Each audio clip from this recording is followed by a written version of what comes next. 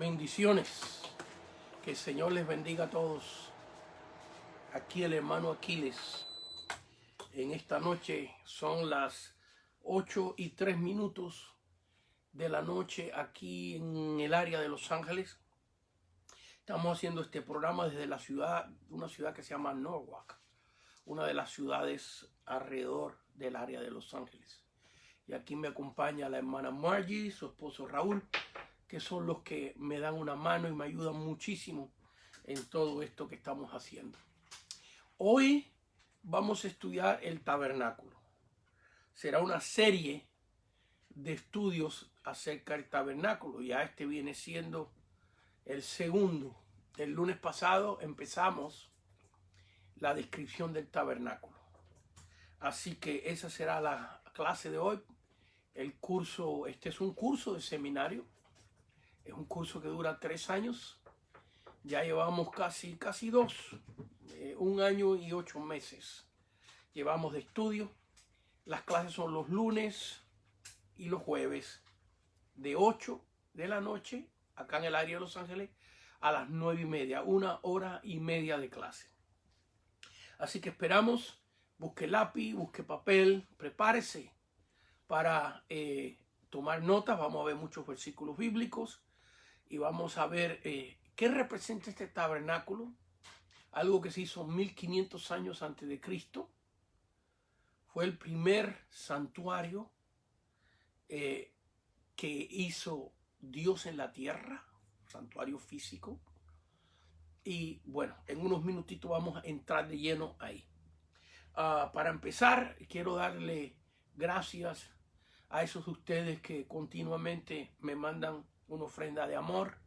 Si algunos de ustedes no los menciono, es porque no sé si usted quiere que esa ofrenda sea anónima. Si no, con mucho gusto mencionaría sus nombres. Algunos de ustedes, cuando me mandan la ofrenda, yo trato de mandarle un texto, una notita para que ustedes sepan que la recibí. Pero algunos de ustedes que me mandan la ofrenda a través de Zelle o a través de PayPal, no están en Facebook, no los encuentro en Facebook, ni en Messenger, ni en WhatsApp. Yo los busco, veo su nombre, pero no los encuentro y no puedo darle las gracias, aunque sea con una nota. Pero estamos recibiendo las ofrendas y muy agradecido. Gracias a ella he podido mantenerme tiempo completo estudiando y enseñando la palabra de Dios. Primeramente eso. Segundo, a través de la clase usted puede mandar sus preguntas. Por favor, mándenos un saludito, aunque sea breve. Yo sé, hay mucha gente que se pone a ver y bueno, está ocupado, no tiene tiempo, pero mándanos un saludito breve con tu nombre y de a dónde nos estás viendo. Eso nos ayuda muchísimo. Saber hasta dónde estamos llegando, hasta dónde Dios nos está usando. Algo más, quiero pedirles de favor que hagamos una oración por la pastora María Ramírez. Los pastores Ramírez son una pareja de pastores muy amigos míos. Ahí es que yo hago esta clase en su iglesia todos los jueves. Ustedes los ven, ellos les mandan un saludo siempre. Pero el domingo en la noche la pastora Ramírez tuvo un accidente de automóvil. Fue fuerte, su carro quedó totalmente destrozado y de milagro Dios le salvó la vida. La hermana está estable, pero está súper adolorida, un poco afectada del cerebro bastante, donde, para no seguir describiendo más, simplemente vamos a hacer una oración en este momento por ella y les pido de favor que la mantengan en oración. Señor, en este momento levantamos nuestra voz y te pido por la pastora María Ramírez, Señor, la bendecimos en tu nombre. Señor, gracias por su vida, por su ministerio. Ayúdala y fortalécela, Señor. Y a ti damos la gloria y la honra en el nombre de Cristo Jesús. Amén, amén y amén. Ella estaba sola en su automóvil, no había otras personas y por eso no hemos mencionado a más nadie. Muy bien, empezamos. Marquen básicamente 2 pasajes bíblicos, vamos a estar viendo mucho, pero los principales son Éxodo capítulo 25 y Éxodo capítulo 40. Póngale un papelito, márcalo de alguna manera. Éxodo capítulo 25 y Éxodo capítulo 40. Así estaremos de atrás para adelante con este estudio del tabernáculo. Empezamos en Éxodo 25, versículo número 8 y 9. Éxodo 25, versículo 8 y 9.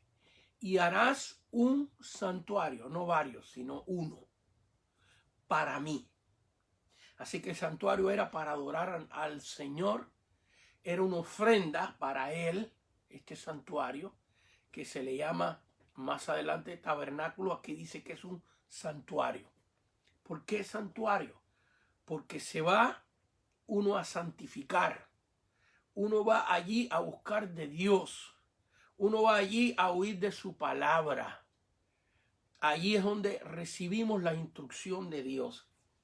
No únicamente porque ahora que nos han cerrado las iglesias y ya se están abriendo otra vez, gracias a Dios, el santuario es nuestro hogar, nuestras casas, donde quiera que nos reunimos para glorificar a Dios. Pero aquí en este Antiguo Testamento, en el libro de Éxodo, 1500 años antes de Cristo, este es el primer santuario, primer edificio que se erige,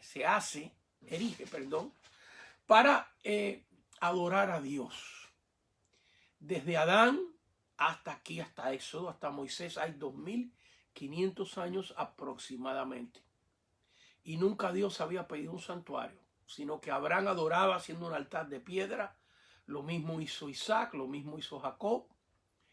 Buscaban un lugar donde se encontraban con Dios, debajo de un árbol, en la naturaleza.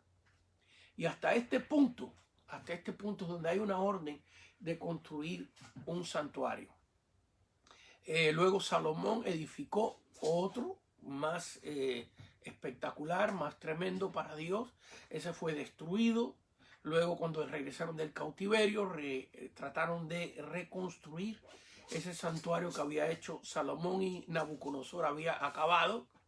Y luego Herodes hizo en los tiempos de Cristo un templo, un santuario que era una de las maravillas del mundo, por su arquitectura, por sus dimensiones. Y luego el emperador Tito lo destruyó en el año 70. Y desde el año 70 hasta el día de hoy, el templo o el santuario judío no ha existido. La Biblia nos habla en Apocalipsis capítulo 11 que en la gran tribulación se volverá a reconstruir este templo.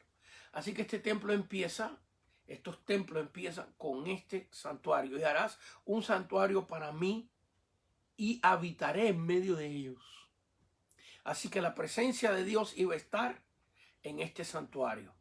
Luego en el versículo 9, estamos en Éxodo 25, 9, conforme a todo lo que yo te mostraré. Así que vemos que Dios le da instrucciones específicas, exactas, a Moisés. Hay detalles de las medidas de cada mueble, del tipo de adorno, del tipo de material. Hay algunas cosas que se construyen en bronce, otras en plata, otras en oro. Y acá Dios le da hasta las dimensiones de las tablas que van a formar las paredes. Este es un tabernáculo portátil, porque el pueblo de Israel está en el desierto y está caminando en el desierto. La Biblia dice que cuando la nube de Jehová aparecía de día sobre este tabernáculo, una vez que este tabernáculo fue hecho, fue fabricado 2 años después que ellos salieron de Egipto. Vamos a verlo un ratito, en el primer día del mes, en el mes de Nisan. Nisan es el nombre del mes del calendario hebreo religioso. Y digo religioso porque ellos tenían 2 calendarios, uno religioso y uno natural, digamos así, para no entrar mucho ahí. En el religioso, en el calendario religioso, el primer mes del año de los hebreos, de los israelitas, es el mes de Nisan, que corresponde más o menos como al mes de abril nuestro. El lunes pasado, cuando empecé esta serie, cometí un gran error. Quería dar tanta información que iba tan rápido que después que vi la clase y la examiné, cometí el error de ir tan rápido que bueno, algunas cosas no se entendieron muy bien. Hoy no quiero cometer ese error. Hoy no importa si cubro todo el material que traigo, míralo acá, o si cubro lo que Dios me mande nada más a dar. Pero lo que aquí sí voy a hacer es definitivamente ir despacito. Despacito, porque este tipo de temas no se pueden enseñar todos los días y hay que darlo poquito a poco para entenderlo bien. Así que este tabernáculo básicamente es un santuario portátil hecho de tablas de acacia. Las tablas eran forradas de oro puro. ¿Y de dónde un pueblo esclavo sacó oro? Bueno, cuando ellos salieron de Egipto, los egipcios tenían ya tantas ganas que ellos se fueran, porque Dios le mandó 10 plagas a la población de Egipto y todos los egipcios pensaban que se iban a morir con estas plagas que le daban oro, piedras preciosas, le daban de todo al pueblo de Dios para que se fuera. ¿Y de dónde sacó ese oro los egipcios? Bueno, pues del trabajo esclavo del pueblo de Israel. El pueblo de Israel, el pueblo hebreo, fue 430 años esclavo en Egipto. Ellos ayudaron a construir esas pirámides. Ellos trabajaban en las minas. Ellos hacían los ladrillos con sus pies en el lodo. Y por 430 años explotaron al pueblo de Israel. Y cuando llegó el momento del éxodo, la palabra éxodo significa salida, que Dios lo sacó de Egipto, lo sacó del dominio de Faraón y de la esclavitud. Cuando llegó ese momento, Dios hizo que el pueblo de Egipto le devolviera al pueblo de Israel las finanzas que le había robado, la materia que le había robado.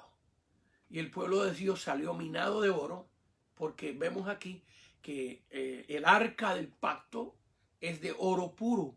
La tapa del arca, que es el propiciatorio, la tapa del arca, con 2 querubines forjados a martillo, que más adelante quiero dar una clase de esto. El domingo pasado prediqué de estos 2 querubines forjados a martillo en Buenos Aires, Argentina.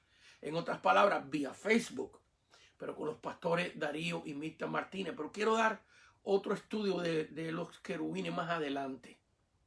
¿Qué vamos a hacer hoy? Bueno, vamos a hablar de algunas cosas del tabernáculo y vamos a ver cómo estas cosas escritas 1500 años antes de Cristo eran un símbolo o un mensaje profético de Cristo y del nuevo pacto que vendría bajo la sangre de Cristo. Vamos a ver que como cada uno de estos muebles representan un mensaje. Dios, vamos a ver juntos que Dios le dice a Moisés cuántos muebles hacer, cómo hacerlo, las dimensiones, las medidas, los materiales. Y cuando llegó la hora de ponerlos en el tabernáculo, Moisés no pudo ponerlo donde él pensaba, sino que Dios le dijo exactamente dentro de este edificio dónde iba cada mueble. Así que vamos a ver todo esto. Los 2 pasajes bíblicos básicos para este tabernáculo es el capítulo 25 de Éxodos y el capítulo 40 de Éxodo. En el capítulo 25, del capítulo 25 en adelante hasta el capítulo 40, con algunos paréntesis en el medio de otras cosas que acontecen, es la descripción del tabernáculo, de cómo hacerlo, de qué medida debían tener las tablas, el ancho, el largo, de qué madera, cómo deben estar forradas, las bases, todos los detalles del capítulo 25 al capítulo 40. Cómo hacer los muebles, cómo hacer las herramientas para matar a los sacrificios, etcétera, etcétera, etcétera. En el capítulo 25 en adelante, casi hasta el capítulo 38, solo lo que hay es una visión. En otras palabras, ninguna de estas cosas existe, sino es la descripción de Dios del capítulo 25, especialmente el capítulo 25. Es la descripción de Dios de una visión. Moisés, yo quiero que tú hagas las cosas así. Nada existe, nada hay físico, solamente es la descripción de Dios de cómo hacer las cosas que no existen. Y ahí empieza la obra de Dios. A ver, hagamos una aplicación. La obra de Dios en nuestra vida empieza con una visión. La muerte de Cristo fue una visión. La Biblia nos dice a nosotros que desde el principio de la creación, el Cordero de Dios fue sacrificado. En otras palabras, Cristo, desde el principio, desde que Adán y Eva pecaron, Dios sabía que su Hijo tenía que encarnarse y dar su vida por nosotros los pecadores. Y luego, desde Adán hasta Cristo, hay 5 pactos de cómo ser salvo. Eso es lo que le llamamos dispensaciones. Hay 5 pactos de cómo Dios, dándole oportunidad al hombre de que se salve por sus obras, 5 veces. El primer pacto se llama la inocencia, porque Adán y Eva estaban inocentes del pecado. El segundo pacto se llama la conciencia, porque después que comen de la fruta prohibida, se convierten conscientes del bien y del mal. El tercer pacto se llama gobierno humano, porque usted va a ver ahí en Génesis capítulo 9 y 10 cómo Dios distribuye el mundo. En los hijos de Noé les da todas las tierras, todos los países. Y por eso se llama gobierno humano, porque se suponía que todos estos descendientes de Noé gobernaran para Dios. Pero ya vemos en el capítulo 9 y 10 la distribución de estos países. Para el capítulo 11, un bisnieto de Noé llamado Nimrod hace una torre de Babel y quiere hacerse el primer emperador en el mundo. Y no solamente el primer emperador, sino hacerse un dios en la tierra.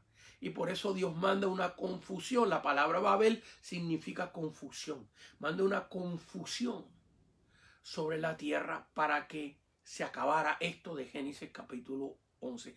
Estamos diciendo que del capítulo 10 al capítulo 11 ya los hombres se olvidaron del pacto que Dios le había dado de ir y gobernar el mundo para Dios. En el capítulo 12 vemos el llamado de Abraham y vemos ahí que en esos capítulos solamente vemos que Abraham y un Melquisedec, un sacerdote, son los únicos que la Biblia registra que tenían la fe en Jehová Dios. Vaya que todos los países ya estaban gobernando para sí mismos. Los egipcios no creían en Jehová Dios, sino tenían una cantidad de dioses. Los persas igual, los griegos igual y los futuros romanos igual. Así digo futuros romanos porque en Génesis capítulo 12 todavía Roma no existe todavía. Pero sí existen la futura gente que van a ser los romanos. Bueno, así que vemos ahí que no hay santuario en estas dispensaciones, en estos pactos, hasta que pasa el pacto, la promesa a Abraham, Dios, el pacto de la promesa, Dios se lo da a Abraham, y después viene el pacto de la ley. Así que en el pacto de la ley es donde Dios le da la orden a Moisés para construir el primer santuario en la historia de la raza humana, este tabernáculo. Así que lo vemos acá en Éxodo 25 y 40. En el capítulo 25 otra vez es solo una visión. Nada existe. Es Dios dictándole a Moisés lo que tiene que hacer. Y bueno, en la vida cristiana todo empieza con una visión. Dios poniendo en tu corazón ir a la iglesia. Luego la visión de aceptar al Señor. Luego de trabajar en la obra de Dios, según la misericordia de Dios nos permita. Todo empieza con nada, con simplemente una revelación de Dios. Por eso la revelación de Dios es sagrada, es importante. Y el enemigo trata de ensuciarla, mancharla, hacernos que nos equivoquemos, que nos salgamos de la visión de Dios. Eso le pasó a Samuel en 1 Samuel 16, cuando Dios lo mandó a escoger un rey para Israel. Y vemos que llega a casa de Isaí, brevemente, porque ya quiero entrar al tabernáculo, a casa de Isaí, y empieza a examinar todos los hijos de Isaí. Y cuando los veía, pues Samuel, el profeta de Dios, un profeta auténtico, se equivoca 7 veces. 7 veces escoge a uno que no era el que Dios había escogido. Por fin, Dios le revela que era David, que ni siquiera estaba en la reunión, estaba por allá pastoreando las ovejas. ¿Ves? La importancia de poder entender la visión de Dios y el cuidado que hay que tener. Porque cuando Dios te da una visión, el enemigo trata de desviarte, de quitarte, porque el éxito está en la visión de Dios. El éxito está, si tú tratas de robar la visión que Dios le ha dado a otro para hacerla tuya, estás en problemas muy serios. No vas a tener éxito jamás. Tú puedes ayudar a alguien que tiene una visión, a un ministro que tiene una visión, incorporarte a la visión. Pero como hemos visto tantas veces, gente que roba y se cree que porque puedan tomar un edificio o puedan tomar el ministerio que otro emprendió, se creen que entonces ellos van a heredar la bendición de Dios. Nunca, jamás. Porque la visión Dios se la da a un hombre. Por eso cada uno de nosotros tenemos que buscar nuestra propia visión. Si tú no buscas la visión de Dios para tu vida, no vas a tener éxito. Bueno, entonces vemos aquí que todas estas cosas son una tipología. Todas estas cosas del tabernáculo son una representación de Cristo y del pacto que iba a venir, el pacto basado en la gracia, en la sangre y los méritos de Cristo Jesús. Usted puede leerlo en Hebreos capítulo 8, anótelo para que lo lea cuando tenga tiempo. Bueno, mira, voy a leerlo. Yo, fíjense, ya iba a cometer el mismo error, meterle la velocidad. No, vamos a hacerlo despacito. Y vamos a enseñar lo que Dios nos manda enseñar. Hebreos capítulo 8, versículo número 5. Vamos a leerlo completamente y después explicarlo. Mira, los cuales sirven a lo que es figura y sombra. Fíjense, aquí está hablando del tabernáculo, lo vamos a ver. Aquí está hablando del tabernáculo ya en el libro de Hebreo, en el año 68 después de Cristo. Vaya, el tabernáculo, la visión la recibió Moisés 1500 antes de Cristo. Súmale 68 años, ¿ves? Y son casi 1700, 1600 años y pico después que Moisés recibe la revelación del tabernáculo. El apóstol Pablo nos dice en el libro de Hebreo, los cuales sirven a lo que es figura y sombra de las cosas celestiales. Así que el tabernáculo es una tipología, una representación, aunque era algo físico, era una representación de algo espiritual. Y dice, como se le advirtió a Moisés, fíjense que está hablando el apóstol de aquel tabernáculo, se le advirtió a Moisés cuando iba a erigir el tabernáculo, diciéndole, mira, haz todas las cosas conforme al modelo que se te ha mostrado en el monte. Así que fíjense aquí que el apóstol Pablo está citando lo que acabamos de leer en Éxodo 25, versículos 8 y 9. La orden que Dios le dio a Moisés estrictamente, ustedes tienen que construir estas cosas como yo se las estoy mostrando, como yo se las estoy diciendo. Vaya, que aquí, más adelantito, espero que hoy, si no en las clases futuras, vemos que Dios en el capítulo 31 y en el capítulo 37 de Éxodo, Éxodo 31 y Éxodo 37, Dios escoge a un hombre de la tribu de Judá y lo llena de sabiduría, de inteligencia, para diseñar todo esto que Dios le había mostrado a Moisés. Porque Moisés no construye nada. Moisés solo recibe la visión. Y Dios llama y prepara a otras personas para que ayuden a Moisés a hacer el trabajo. Pero estos artistas, que son varios, que Dios llena del Espíritu Santo, para hacer esta obra física, estos artistas no pueden hacer los muebles a su criterio, sino que hay una orden estricta, detallada, desde la A hasta la Z, de cómo hacer esto. Entonces en el capítulo 40, ya no es una visión. Éxodo capítulo 40 ya no es una visión, ya es una realidad. Todo lo que Dios le había mostrado a Moisés en el monte, en la visión del tabernáculo, todo, los muebles, las tablas, cómo deberían hacer, el pueblo de Israel, con estos hombres escogidos de Dios, ya lo habían logrado. Me viene a mi espíritu, a mi mente, que leamos la elección de estos hombres. Muy interesante esto. En el capítulo 31 de Éxodo, mira, Éxodo 31, vaya conmigo, yo lo estoy buscando igual que usted, despacito. Vamos a leer solo unos versículos. Y una de las clases yo quiero darla basada en estas personas que Dios escogió. Pero ahora, como las primeras clases, más bien estoy tratando de dar una introducción general. No tanto yendo a cada cosita. Ahí en las clases que vienen sí vamos a meternos en cada detallito, en los querubines forjados a martillo, no hechos en chapa, que tenían que mirar hacia abajo, hacia el propiciatorio, con las alas para atrás, en la lámpara, que también el candelabro, que también fue forjado a martillo. Son las únicas dos cosas hechas a martillo.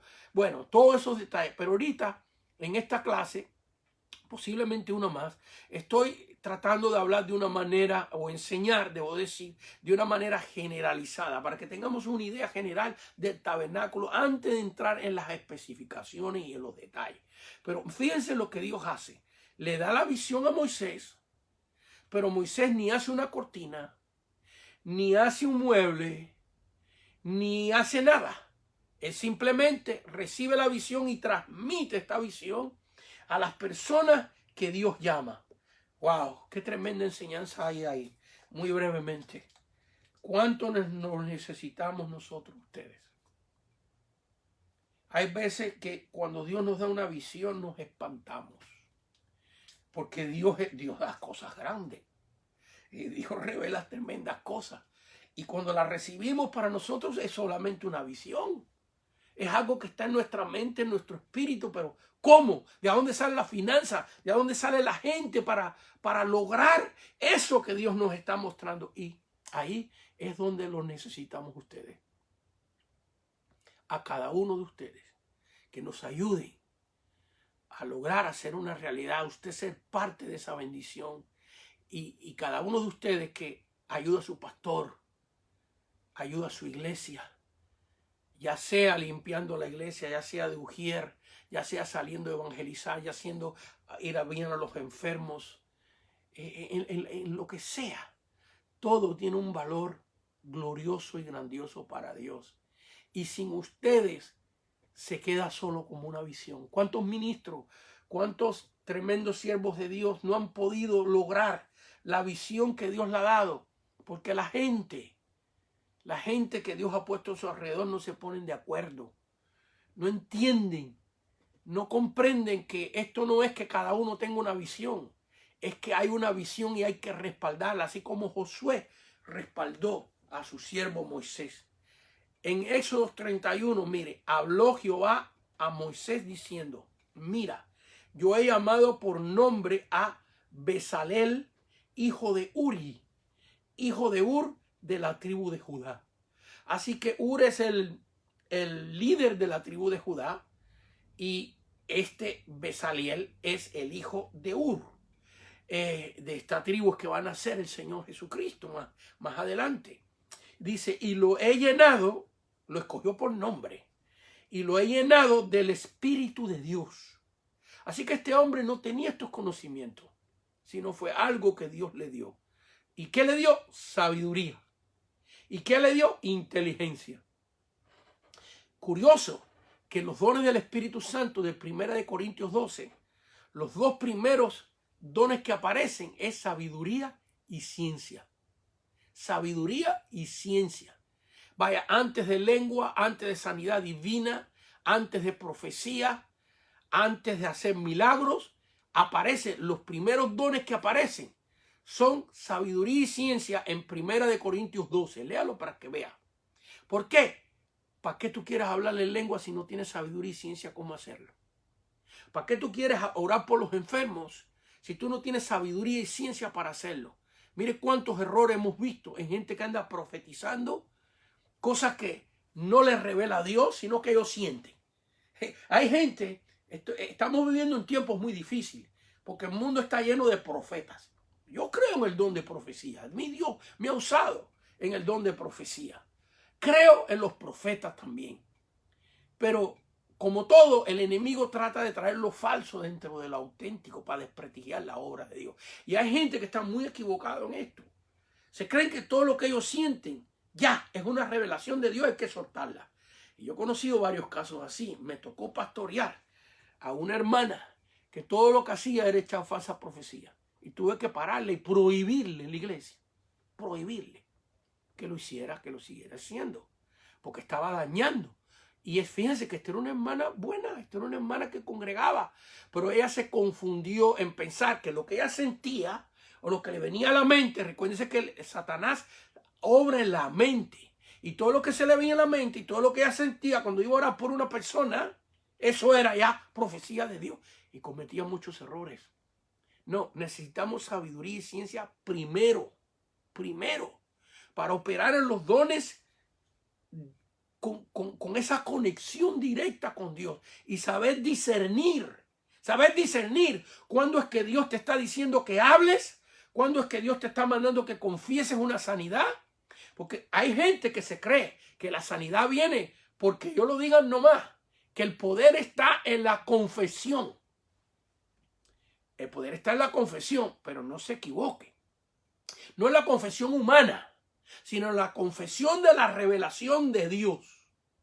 En otras palabras, si tú confiesas algo, aunque tú tengas fe, y tú lo confiesas, no quiere decir que va a acontecer. ¿Ves? Porque para que acontezca, tiene que tener fe en lo que Dios te está revelando. En otras palabras, si Dios te da una palabra profética, tú tienes fe y la lanzas, ¿ves? Pero si tú simplemente quieres confesar algo y tienes fe en ti, eso es una fe, eso es casi idolatría. Eso es fe en ti. Eso es creer que todo lo que tú digas ahora Dios lo tiene que hacer. Dios es el siervo y tú eres el Señor. No, es al revés. Él es el Señor y nosotros somos su siervo. Entonces sí, hay que tener fe en lo que decimos. Pero esa fe solamente tiene éxito cuando es algo que Dios nos ha revelado. Un mensaje que Dios nos da. Fe en ese mensaje. Bueno, aquí vemos cómo Dios llamó a estos hombres para ayudar a Moisés para poder hacer todas estas cosas que no eran nada. No eran nada. Eran simplemente algo en la mente de Moisés, en el corazón de Moisés, porque más nadie lo había visto. Más nadie vio el tabernáculo, más nadie vio el arca, ni los querubines, ni el propiciatorio, ni la mesa de los panes, ni el candelabro, ni el altar de oro, ni el altar del holocausto, ni la fuente donde se lavaban los sacerdotes, ni las medidas del atrio. Nadie los vio. Solamente Moisés lo vio. ¿Y qué era? Algo inexistente. Algo que no era físico. Algo que venía de Dios. Pero Moisés tuvo la fe. Y Dios levantó a los hombres para hacer el trabajo. Y dice, y lo llenó del Espíritu Santo, Éxodo 31:3, del Espíritu de Dios, en sabiduría, en inteligencia y en ciencia, en todo arte. Porque sí, es que yo tengo que hablar lo que Dios me ha mandado. Espero que les sea de bendición lo que estoy ministrando. Porque una cosa que he aprendido a través de 40 y pico años de ministerio, que después que hagamos todas las notas, después que preparemos el mensaje, tenemos que venir a darlo sujeto al Espíritu de Dios. Porque es ahí, Dios es el que sabe, la gente que están viendo qué necesitan. Yo estoy preparado, yo puedo entrar, mira, de directo en el tabernáculo a describirle a usted el arca del pacto con lo que tenía adentro, con la vara de Aarón, con las tablas de la ley, con el maná. estoy listo para hablar del altar de oro, del incienso, con la química que preparaban. Estoy listo para hablar de la mesa de los panes, los 10 panes. Estoy listo. Pero cuando ministramos, la gente tiene que entender esto. No es que se nos va la onda, no es que nos vamos por otro lado. Es que hemos experimentado que el éxito en que una vida cambie, en que una vida sea transformada, está en hablar lo que Dios nos está revelando. Porque Dios sabe lo que tú tienes en tu corazón. Yo no sé lo que hay en tu corazón, yo no sé qué tú necesitas, pero Dios sí sabe. Y Dios le está ministrando a alguien que está sirviendo en la iglesia. ¿Qué te está diciendo Dios? Escúchame, eres un buen líder. Eres un líder en la iglesia de Dios. Y eres un buen hombre. Y tienes un buen corazón. Dios le está hablando a hombres y a mujeres que sirven en la iglesia. Pero ¿sabes qué? No es cuestión de que se haga tu visión, sino que tú te unas a la visión de tu pastor, a la visión de tu iglesia. Que tú seas un cooperador. De eso de nosotros que hemos llegado al ministerio. Llegamos al ministerio porque empezamos con un pastor y nos sujetamos a él y aprendimos de él. Mire, aquí, a estos hombres, yo no sé, Moisés ya era un hombre que había llegado a un nivel de fe que yo creo que cuando Dios le dio la revelación y no existía nada, solamente era una visión, Moisés decía, Dios se va a encargar de mandarme a la gente, y Dios se la mandó. Yo le soy sincero, han habido visiones y revelaciones que Dios me ha dado para yo hacer, que cuando Dios me las dio, me espanté. Porque yo ni tenía los recursos, ni tenía la gente, ni tenía la menor idea cómo yo iba a hacer aquello. Sin embargo, tuve la fe de creerle a Dios. Y creerle a Dios, mire, aquellas visiones no acontecieron. La visión que Dios me dio no se hicieron realidad inmediatamente. Pero a través de los años las vi con mis ojos. Y vi cómo Dios levantaba a la gente y las ponía a mi alrededor para yo poder hacer el trabajo que Dios me había mandado. Y aquí, esto está tremendo, no puedo salirme de aquí. Estoy desesperado por entrar en el tabernáculo y hablarle de la fecha donde Dios mandó a inaugurarlo y hablarle de la tipología de los colores de las cortinas. Y yo no sé, capaz que me meto un año ahora enseñando porque me pongo aquí a hablar y Dios me dirige en otras direcciones. Y fíjense, Dios le está hablando a estos líderes, a líderes que están en la iglesia. Únete a tu pastor. Únete a la visión. Y imagínense que este hombre, Basael, que Dios lo llamó, cuando ahora Moisés va a hablar con él y le dice, mira, el arca del pacto tiene que ser aproximadamente 4 pies de largo, porque esas son las medidas aproximadas, 3 codos y medio. 2 codos y medio, por favor, por 1 codo y medio de ancho. Tiene que ser aproximadamente 4 pies por 2 pies, por 2 pies de ancho. Y tiene que tener una moldura por alrededor. Y tiene que ser oro. Y la tapa tiene que ser de oro puro. Porque eso va a ser el propiciatorio. Va a ser el lugar donde hacen al pueblo propicio. Donde se va a derramar la sangre. Entonces, Bezaleel le dice, bueno, pues Dios me lo tiene que revelar a mí. Yo tengo que saber. Yo tengo que saber. No, hermano. ¿Ves? Dios le da la visión a un hombre y no se la va a dar a todo el mundo. Lo único que Dios va a hacer es poner en tu corazón que respaldes. Como hizo con Josué.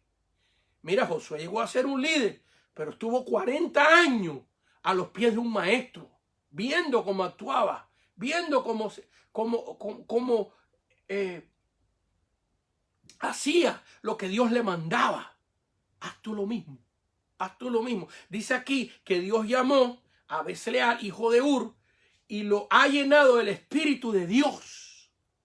En sabiduría, en inteligencia, en ciencia, en todo arte, versículo 4, para inventar diseños. Fíjense, estos eran únicos.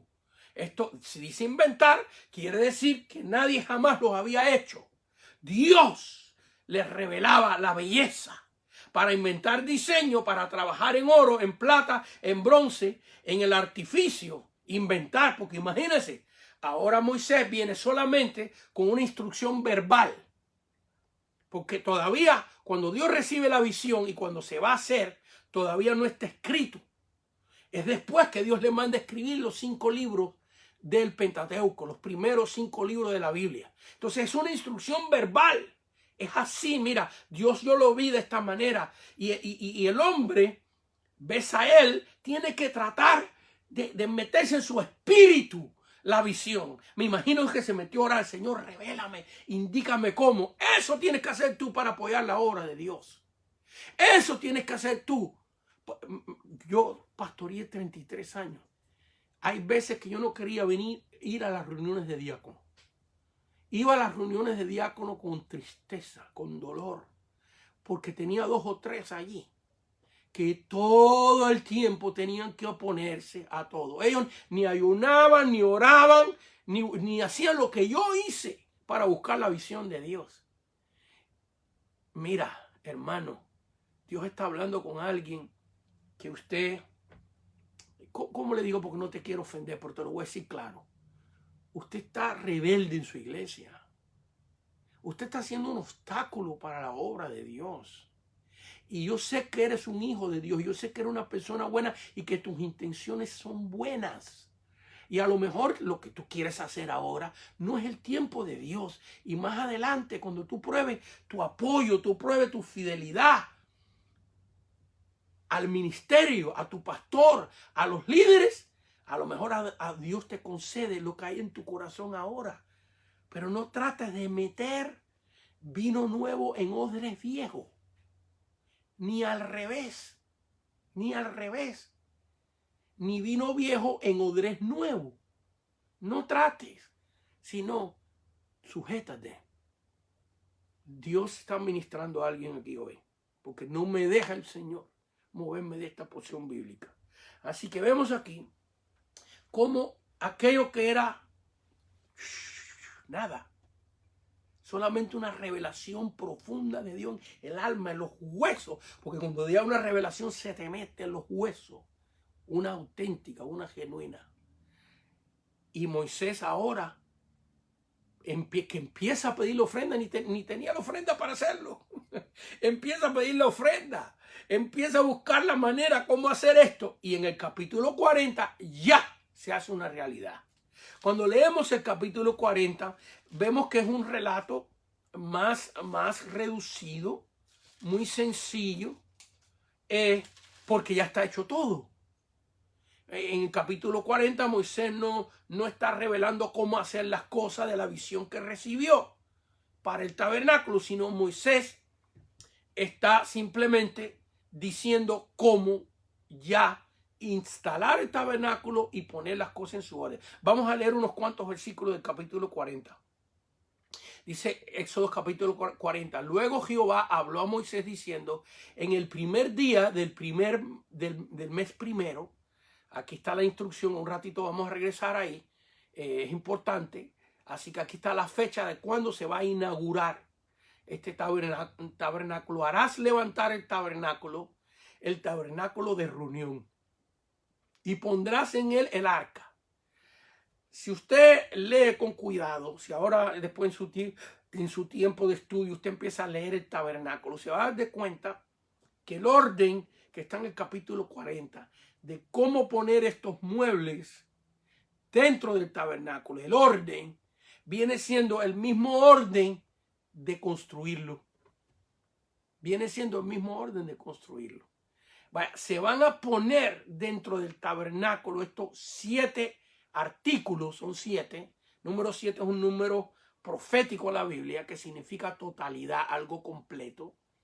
7 días a la semana, 7 años de tribulación, 70 veces 7, perdona a tu hermano, 7 sellos, 7 trompetas, etc. Aquí vemos 7 artículos que describe Dios. Así que el primer día del primer mes harás levantar el tabernáculo de reunión. Aquí ya es la inauguración de la realidad. Ay, qué lindo se siente eso. Puedo regresar atrás a mi ministerio. Tantas cosas que Dios me reveló que eran solo una visión. Aún de las cosas más detalladas. Aún de las cosas más detalladas. Me viene a la mente cuando el Señor me mandó a comprar el edificio en el este de Los Ángeles. Éramos como unas 10 o 15 personas solamente. Yo trabajaba de asistente ingeniero en aquellos tiempos y era el único que verdaderamente tenía un sueldo digno en aquellos tiempos. Los demás hermanos también trabajaban y con lo que Dios le daba, ellos ayudaban. Pero yo me recuerdo, qué tremendo, como aquella visión que Dios me dio en un garage. Dios me dijo en un garage, el nombre del ministerio es El Camino. Dios me dio en aquel garage, en un garaje donde empecé la obra, Dios me reveló que íbamos a ir cerca de la Wire y la Atlantic Boulevard y comprar un edificio. Y que allí íbamos a levantar un ministerio que iba a ir hasta los confines de la tierra. Y todo eso se realizó. Y el milagro que Dios hizo para poder comprar ese edificio, me recuerdo la inauguración, la alegría, el gozo de aquellos hermanos fundadores que trabajamos tan duro, estuvimos trabajando durísimo.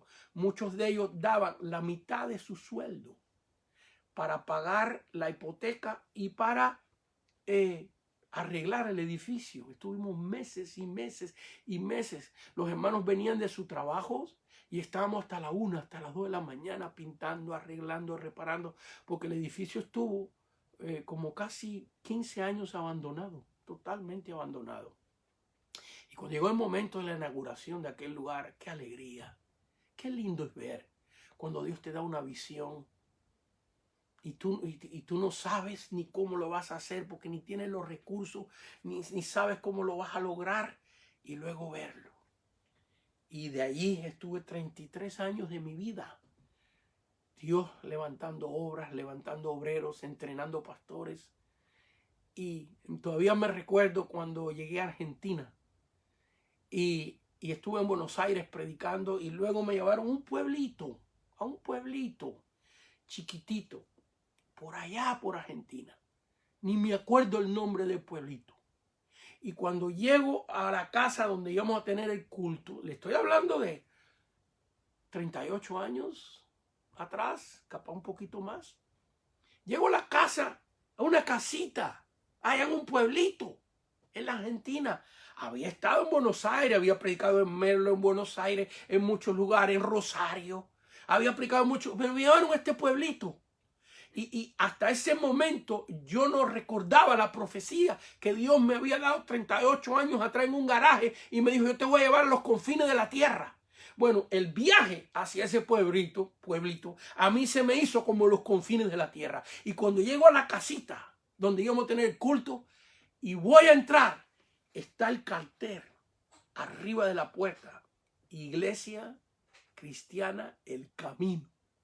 Y cuando yo estoy parado delante de ese cartel, ahí el Espíritu Santo me dice, yo te dije que te iba a traer a los confines de la tierra. Claro, los confines de la tierra para mí. Si usted está en Buenos Aires o si usted está allá abajo casi en la isla del Fuego, usted no está en los confines de la tierra. Los confines de la tierra viene siendo California. Para usted, para hacia el norte. Pero para nosotros, aquello era para allí, después de tantos años fue que Dios me trajo la voz de la profecía que yo recibí en una vigilia, en un garaje, a las 3, las 4 de la mañana, cuando Dios ese mismo día me dio un tango de todas las canciones de alabanza que Dios, yo hasta le dije a Dios, Señor, ¿para qué tú me das un tango a mí si yo estoy en California? Aquí es puro mariachi, aquí es mexicano. Y Dios me dio un tango. Y después pasaron muchos años en una de mis giras a la Argentina con el pastor Darío Martínez, su hijo Maxi.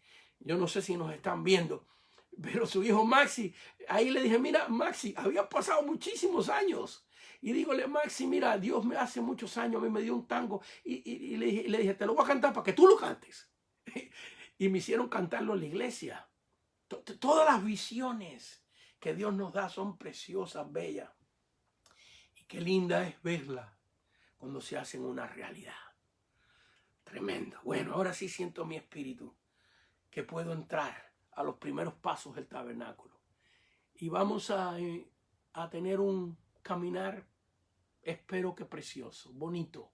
No solamente esta noche, sino en esta serie, Hace muchos años atrás yo empecé predicando un mensaje del tabernáculo y paré predicando 14 mensajes del tabernáculo.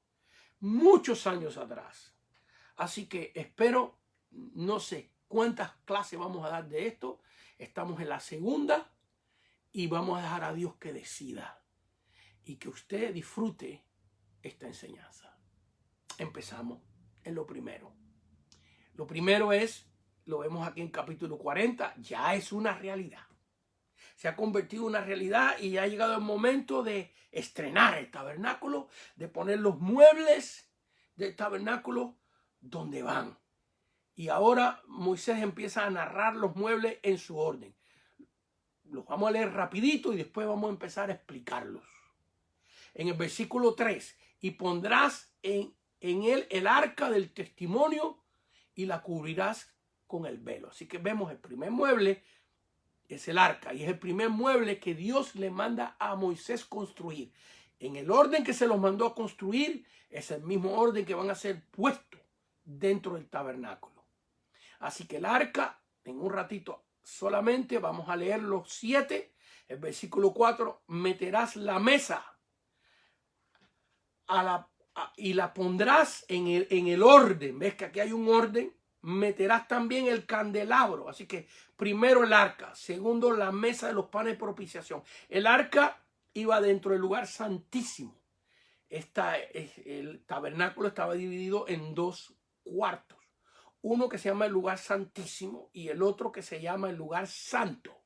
Y en el lugar santísimo solamente estaba el arca. Ahora estos otros muebles, 3 muebles, van a estar en el lugar santo. Dice, meterás la mesa y la pondrás en orden. Meterás también el candelabro. Así que aquí hay 2. La mesa de los panes de propiciación, 10 panes. Y el candelabro, lo que alumbraba dentro del lugar santo. Y encenderás sus lámparas. 3. Y pondrás el altar de oro. 3. La mesa, el candelabro y el altar de oro son los muebles que van en el lugar santo. Para incienso delante del arca del testimonio y pondrás la cortina delante a la entrada del tabernáculo. Después pondrás el altar del holocausto. El altar del holocausto estaba en el atrio, en el patio. Era donde se ofrecían las víctimas, los sacrificios, los animalitos en sacrificio para perdón del pecado. Así que este es un altar de bronce, ya no es de oro, de bronce. Así que voy a seguir leyendo y después tratar de explicar la posición de estos muebles. Después pondrás el altar del holocausto, versículo 6, delante de la entrada del tabernáculo y del tabernáculo de reunión. Y luego pondrás la fuente era donde los sacerdotes se lavaban. La fuente va en el patio también, antes de entrar al lugar santo. Y antes del sumo sacerdote entrar ya al segundo lugar, que era el lugar santísimo, tenían que lavarse las manos, los pies, la cara en esta fuente. Porque, hermano, cuando vamos a la presencia de Dios tenemos que lavarnos. ¿Cómo te lavas? Pidiéndole perdón al Señor. Cuando tú vayas a cantarle a Dios, cuando tú vayas a alabar su nombre, primero límpiate. Señor, perdóname por el enojo que tuve hoy. Señor, perdóname porque malgasté el dinero de la familia. Señor, perdóname por haber tratado a esta persona incorrectamente.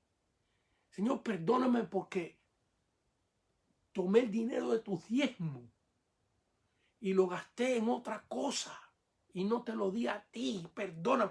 Antes de empezar a cantarle, antes de empezar a pedirle, arreglemos cuenta con Dios. Venir a mí, dice el Señor, y pongámonos a cuenta. Si tus pecados fueren rojos como el carmesí, yo los haré blanco. El Señor los hará blanco como la nieve.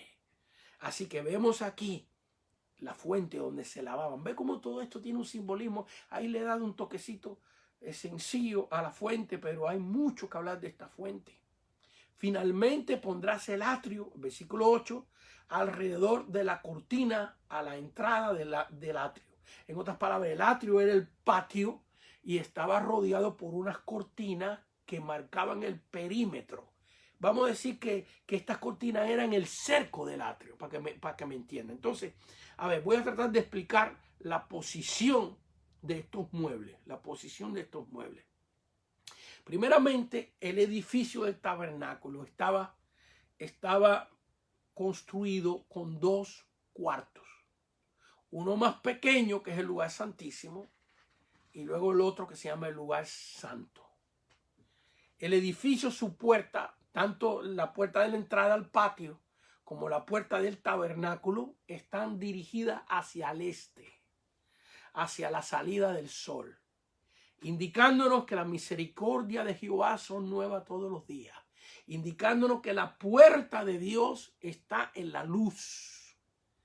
Qué lástima que el astro sol, creado por Dios para bendecirnos, para ayudarnos en las cosas físicas, ha sido un objeto de adoración, de idolatría a tantas culturas, a los persas, a los egipcios, a los griegos, a los romanos.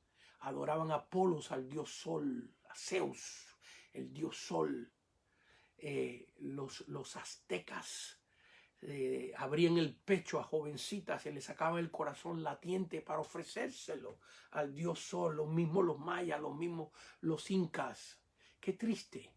Bueno, aquí dice que la puerta del atrio, cuando estudiemos todos los detalles de los edificios, estaba hacia el este, porque Jesús es la luz del mundo. Porque tenemos que entrar por esa puerta, que sea la luz del mundo. Bendito sea su nombre.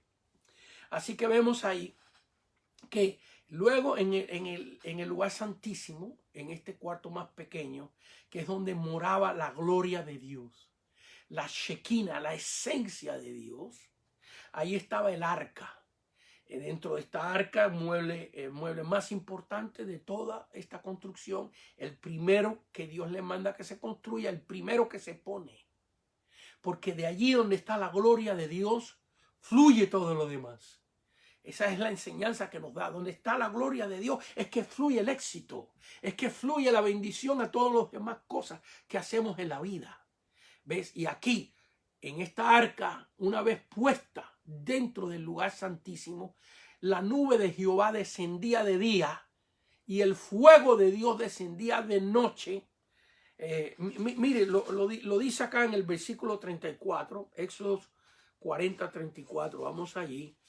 Entonces la nube cubrió el tabernáculo de reunión y la gloria de Jehová llenó el tabernáculo. Así que vemos que cuando se inaugura, la gloria de Dios llenó el lugar. Al final del versículo 35, y la gloria de Jehová lo llenaba.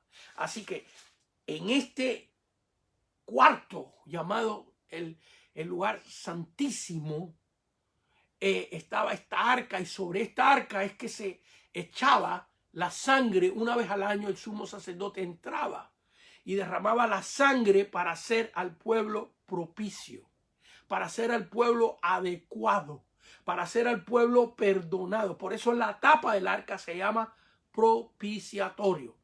Si usted lee con cuidado, el capítulo 25, va a ver que la palabra propiciatorio y sus derivantes aparece muchas veces en esta porción bíblica. La palabra propiciatorio aparece 7 veces en 6 versículos. La palabra propiciatorio. ¿Por qué? Porque en esta tapa, cuando se echaba la sangre, no siempre, cuando se echaba la sangre, este mueble que estaba dentro del lugar santísimo, allí, en esta tapa llamado el propiciatorio, se hacía al pueblo propicio, adecuado. En la versión en inglés utiliza el nombre de esta tapa, la tapa del arca, hecha de oro puro, que tenía 2 querubines encima. Esta tapa se llama The Mercy Seat, el asiento de misericordia. Porque era allí donde se recibía la misericordia. Era allí donde Dios perdonaba al pueblo. Y aún los querubines que fueron construidos encima de de este propiciatorio, de esta tapa, tenían que estar mirando el lugar donde se echaba la sangre.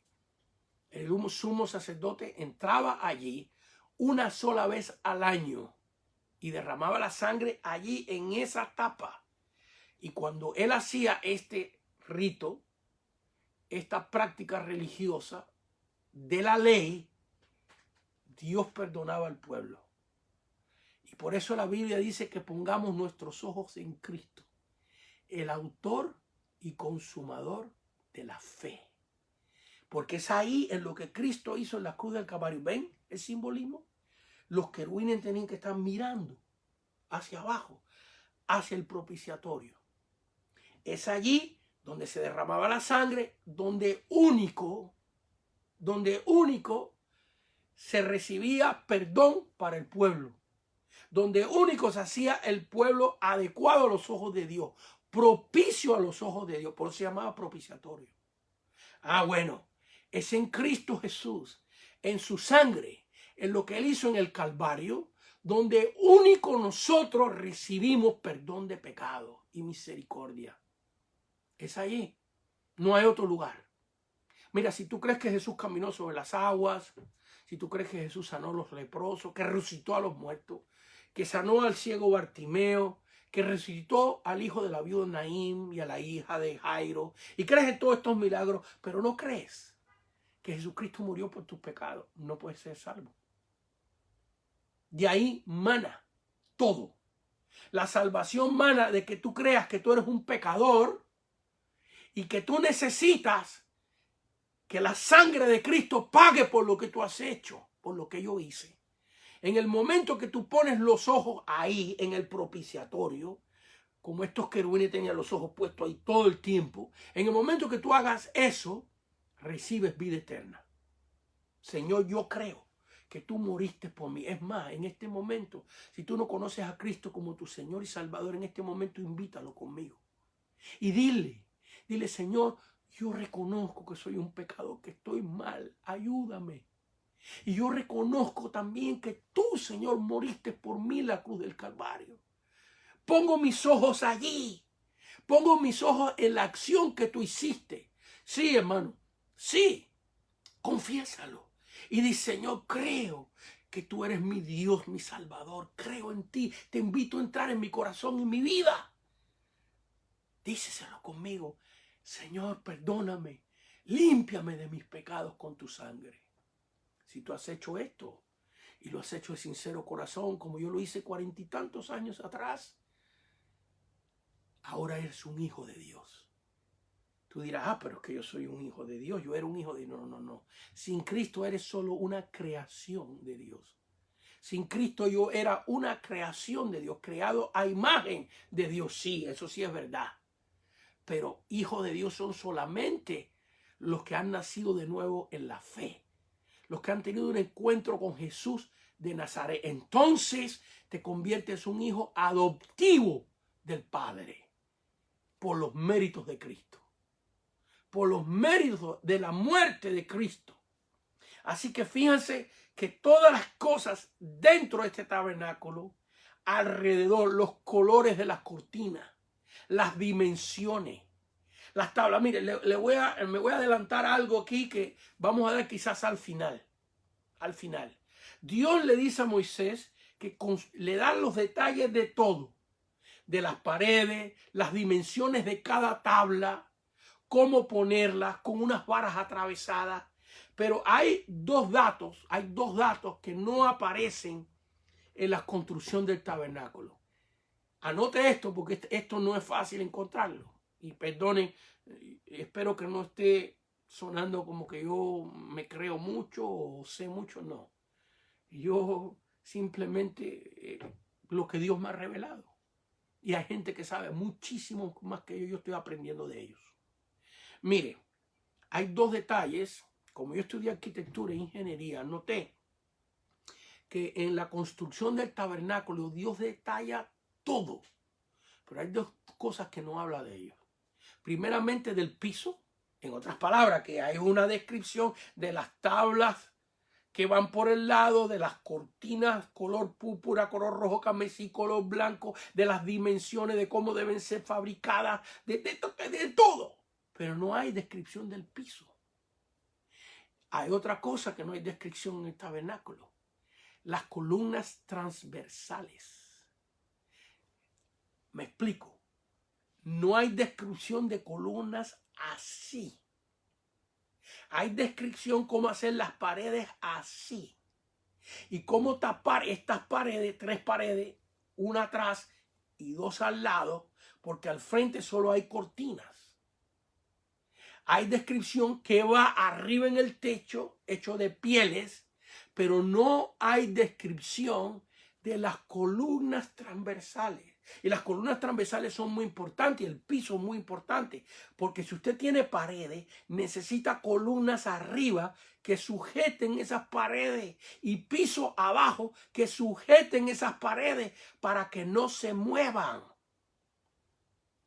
En otras palabras, que este tabernáculo de oro puro, de tablas de madera de acacia forradas de oro puro, oiga, ahí nos describe Dios todo lo que Dios le quitó a Egipto. Imagínense, forrar todas las tablas de oro puro, el candelabro de oro puro, el altar de incienso de oro puro, la mesa de los panes de propiciación, oro puro, el arca de oro puro, las tablas de oro puro. Bueno, egipcio, bueno, fíjense que desde que el pueblo de Israel sale de Egipto, Egipto nunca, jamás llegó a ser una potencia mundial. Trató, pero nunca jamás pudo serla. Dominó el mundo hasta ahí.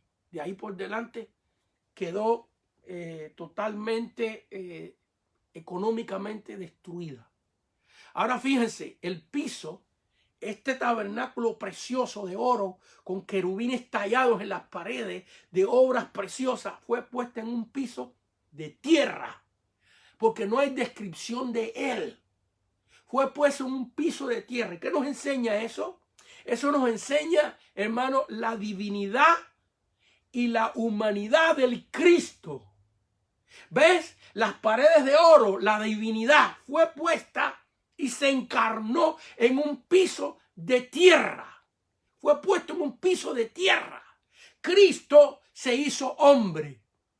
Lo divino, el oro, lo puro, lo bello, rodeado de querubines, ve su divinidad, rodeado de ángeles en la eternidad, donde lo adoraban, donde lo glorificaban, donde lo ensalzaban. Ahora ese tabernáculo es puesto en un piso de tierra.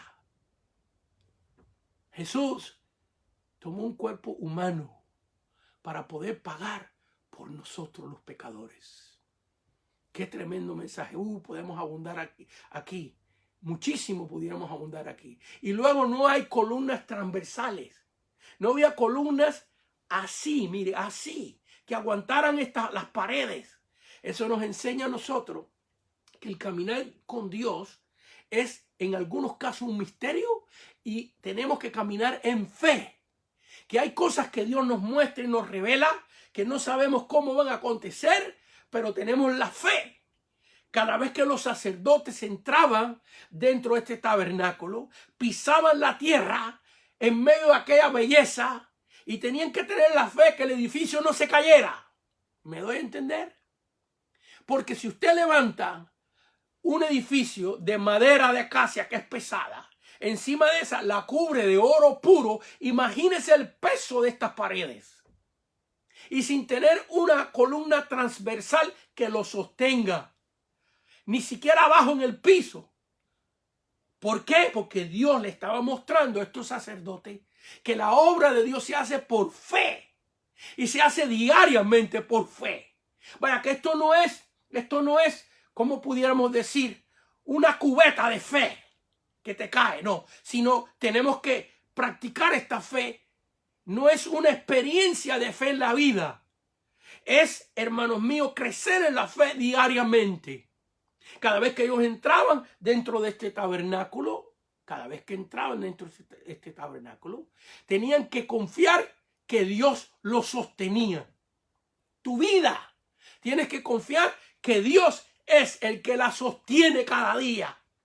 ¿Ves? Cuando te levantas por la mañana, cuando estás pasando pruebas, estás pasando tribulaciones, Dios está hablando con alguien. Yo he pasado tribulaciones donde no tengo fuerza de levantarme de la cama. No tengo fuerza para comer. No he tenido fuerza para comer. De la prueba tan horrible, de situaciones que si me pongo a contárselas aquí voy a necesitar 20 clases para contarle las pruebas y las tribulaciones que he tenido que pasar en mi vida. Sé eso, pero ¿sabe qué? En medio de esa prueba hay que creer que Dios sostiene el edificio. Que aunque tú no veas las columnas transversales, hay unas columnas más poderosas que la que el hombre puede fabricar. Columnas de fe, columnas espirituales, que es lo que está sosteniendo tu vida, mi hermana. Dios te está hablando a ti ahorita, a una hermana, Dios te está hablando, que estás pasando una prueba horrible con tus hijos. Te ha quitado la fuerza para seguir luchando en la vida. Pero Dios te está diciendo, Él es el que sostiene tu casa. Él es el que sostiene tu tabernáculo, tu edificio. El tabernáculo fue puesto sobre un piso de tierra. Nosotros tenemos una humanidad. Somos ahora hijos de Dios. Tenemos el Espíritu Santo adentro, lo divino. Pero todavía estamos en un cuerpo humano. La belleza, la divinidad fue puesta en tierra. Y tenemos que entender eso. Pero estamos sostenidos por la mano de Dios. La obra de Dios. Ay, que el virus va a acabar con la obra de Dios. La obra de Dios nunca va a ser igual. Tiene razón. Nunca jamás será igual. Va a ser más poderosa. Va a haber más avivamiento. Va a haber más gloria de Dios. No va a ser igual. Porque es que la obra de Dios no depende de nosotros, ni de los edificios, ni depende de las leyes de los hombres. Depende que así como el tabernáculo no tenía las columnas arriba, no se describen, búsquelas. Yo me metí semanas buscándolas y no aparecen, no están ahí. Dios no las describió. ¿Por qué? Porque el edificio se tuvo que construir en 3 paredes sin que solamente, y encima de eso tenía un techo de piel que pesa más. Y los sacerdotes cada vez que tenían que entrar ahí, y en el desierto del Sinaí hay unos vientos de 50 y hasta 60 millas por hora en algunos tiempos del año. Y ellos estuvieron 40 años allí y nunca se cayó el tabernáculo.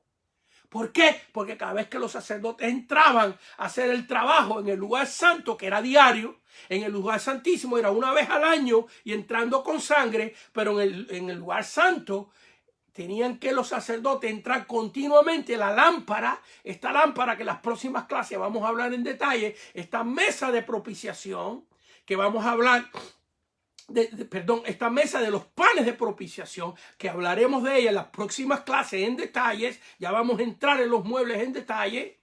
Este altar de oro que se le echaba incienso, que representa las oraciones nuestras, el incienso, la fragancia que llega al olfato de Dios, es nuestras oraciones. Por feíto que tú hables, para Dios es un incienso agradable. Este tabernáculo tenía un elemento que solamente Dios podía sostenerlo.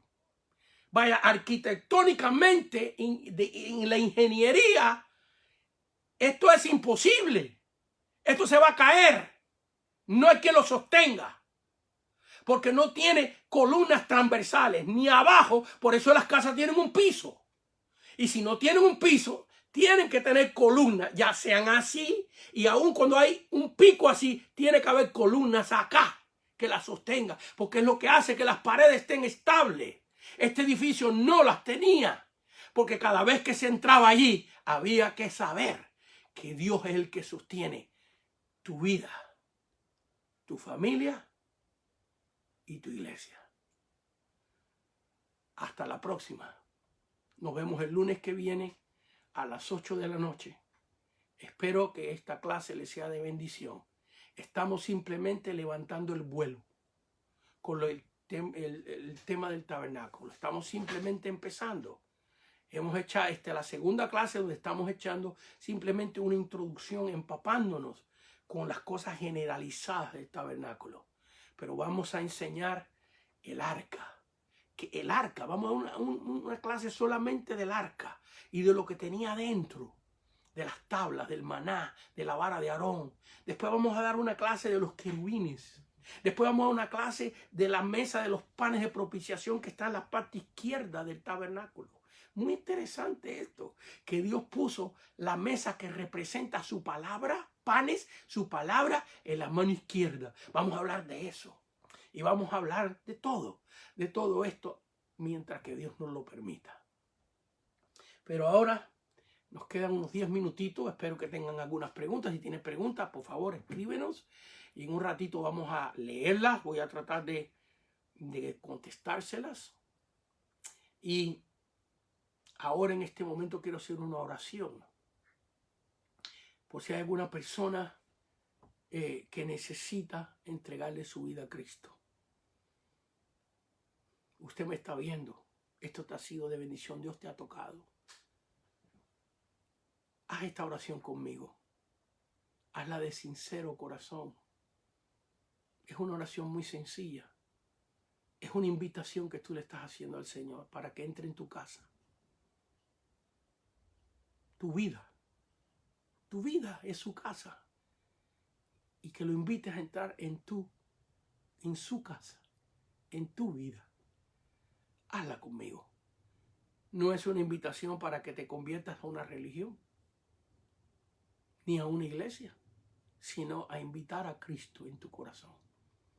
Si hay algún hermano que no está caminando con Dios correctamente y se ha apartado de los caminos de Dios, también por favor te pido que la hagas conmigo.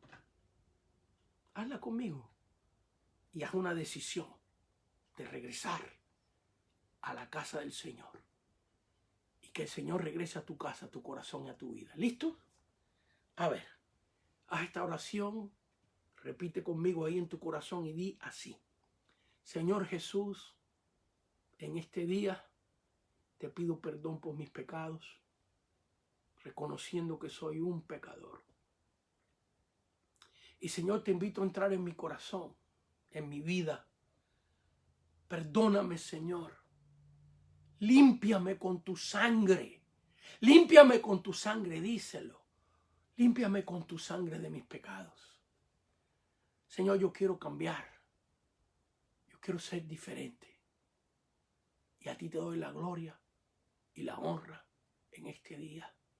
Te confieso como mi Dios, como mi Señor, en el nombre de Cristo Jesús y para la gloria de Dios Padre. Amén, amén y amén. Si usted hizo esta oración y la hizo de sincero corazón, desde ahora por delante usted se convirtió o se ha convertido en un hijo de Dios. Que Dios te bendiga. Amén. Ahora vamos a ver si hay algunas preguntas en esta noche.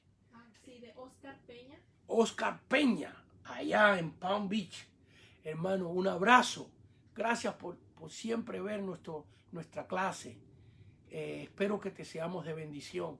Un saludo a tu esposa, un saludo a la iglesia, al pastor Claudio. Me le das un abrazo, aunque sea un abracito así de codo como se dan ahora, de mi parte, y dile que siempre oro por él y por la iglesia de West Palm Beach. Dice, cuando el pueblo se movía, ¿movían el tabernáculo? Cuando el pueblo se movía, si se movía el tabernáculo. Muy buena pregunta. El tabernáculo fue construido de una manera portátil. En otras palabras, se desarmaba. Cada vez que la nube de Jehová se levantaba, era la señal de que tenían que moverse. Entonces los levitas desmantelaban completamente el tabernáculo hasta que llegaran al próximo lugar y lo volvían a armar otra vez.